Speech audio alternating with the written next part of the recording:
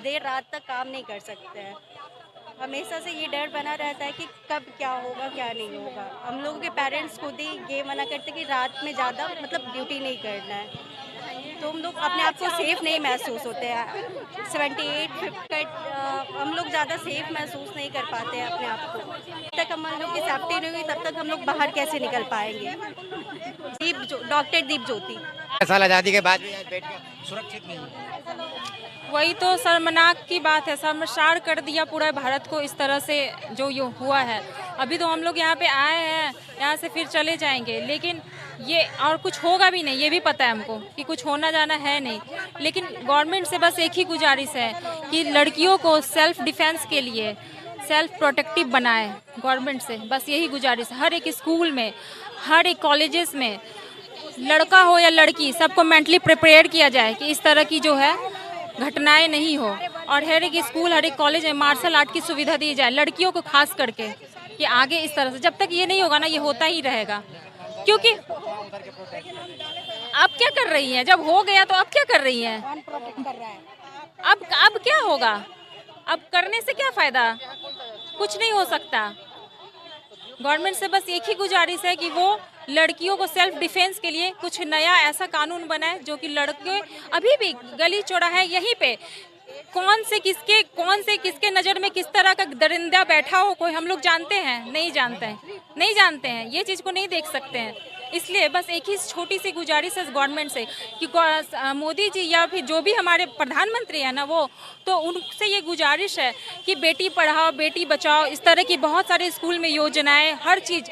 लेकिन यहाँ पे खास करके इंडिया में ऐसी अभी तक पॉसिबिलिटी नहीं हुई है कि लड़की को एक ठान बांध से एक रास्ते से वो निकले। वो डर के ही निकलती है। 7 के 8 बजे ना तो वो लड़की डरी ही रहती है कि कौन किस तरह से हमें देख रहा है, किसके मन में क्या चल रहा है। चुप क्यों बैठे हो? कुछ नहीं, यहाँ पे कुछ भी चुप होने से क्या होगा? चुप ये ऐसा ही होता ही चलते आया है शुरू से। जनरेशन आगे बढ़ गया, लेकिन लड़कियों के लिए अभी भी वही थिंकिंग है, लड़कियों के लिए अभी भी वही सोच है। कुछ नहीं हो सकता। बस गवर्नमेंट से एक ही गुजारिश है, लड़कियों के लिए कुछ स्पेशल कानून बनाया जाए ताकि आगे इस तरह की घटनाएं नहीं हो। बेटियां कितना बलिदान देगी सुरक्षित होने के लिए? बात तो वही है, बलिदान ही तो हो रही है। लड़कों लोग को तो ये भी शर्म नहीं है कि जहाँ से जन्म लेते हैं, जिस माँ का दूध पीते हैं, जहाँ से ये आगे जनरेशन बढ़ता है, उसी को ख़त्म किया जा रहा है। क्या बोला जाए? निशब्द हूँ मैं कुछ नहीं बोल सकती। कहिएगा मैम, 78 साल आज़ादी के बाद भी बेटियां सुरक्षित अपने आप को नहीं? कभी नहीं, एकदम नहीं। इतना कुछ हुआ, बस नेताजी लोग अपनी बातों को रखने के लिए हम ये करेंगे, वो कर देंगे, ये रोड बनवा देंगे, फलाना ढिमकाना, लेकिन कुछ नहीं। ये बहुत दुखद। पता नहीं क्यों चुप बैठे हुए, इतना बड़ा हादसा हो गया, पता नहीं क्या चल रहा है उन लोग को मन में, बताइए। अब वो इसी तरह से बैठे हुए ही हैं। अभी हम लोग घर चले जाएंगे, फिर वो कुछ होगा ही नहीं होगा, कुछ नहीं होना होगा। बिना मिली भगत से कुछ भी होगा, लेकिन लेट सवेरे। अब देखिए निर्भया कांड की तरह ये लोग सोच रहा है करने के, लेकिन ऐसा नहीं होना चाहिए, समझे? अब सोचिए कि माँ बाप की इकलौती संतान, सोचिए कि उसके घर में क्या गुजरते, हमारे बच्चे कैसे सुरक्षित रहे। क्या हम लोग अपने बच्चे को बाहर नहीं पढ़ा सकते हैं? अब ये देखकर क्या मनोबल ऊंचा रहेगा? कभी नहीं रहेगा। नेताजी जी बोलते हैं ये कर देंगे, वो कर देंगे, क्या खा कर रहे हैं? अभी के डेट में कोई सुरक्षित नहीं है।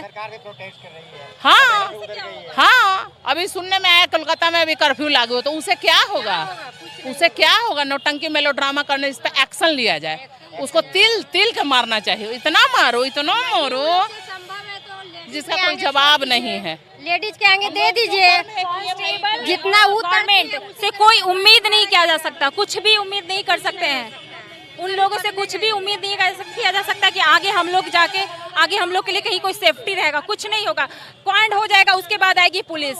यही है, चलते आ रहा है। मरने के कुछ देर के बाद उस बेचारी को उसके मम्मी पापा, उसके पेरेंट्स को दिखाया नहीं। ये क्या है?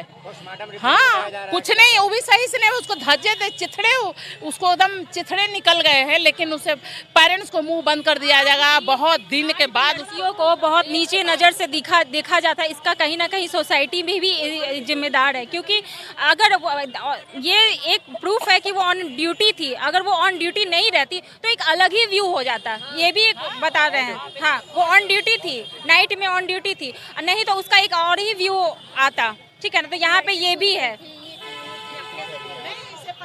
पर ये फर्स्ट अटैक हुआ था, 3-4 शराबी लोग उसके साथ किया, लेकिन ये सब चीज़ चाहिए वहाँ के ऑनर को इस पर एक्शन लें, लेकिन उन्होंने नहीं लिया। खुद में खुद सब अपने आप में गुमसुम रह गए हैं, सोचा कि चलो अब ऐसा कुछ नहीं, लेकिन नहीं, ये पूरी मिली-जुली साजिश 110% है। ये डॉक्टर हॉस्पिटल को आग लगा दिया जाए जहाँ से उसका मौत आया है। सोचिए कि उसके फैमिली को क्या गुजरती होगी, क्या देख के हमारी बच्चियाँ सुरक्षित रह पाएगी? कभी नहीं सोच सकते हैं हम। पढ़ लिख कर क्या करें? क्या हमारे बच्चे बाहर नहीं जाएंगे पढ़ने के लिए? आगे सरकार से क्या मांग रहेगा?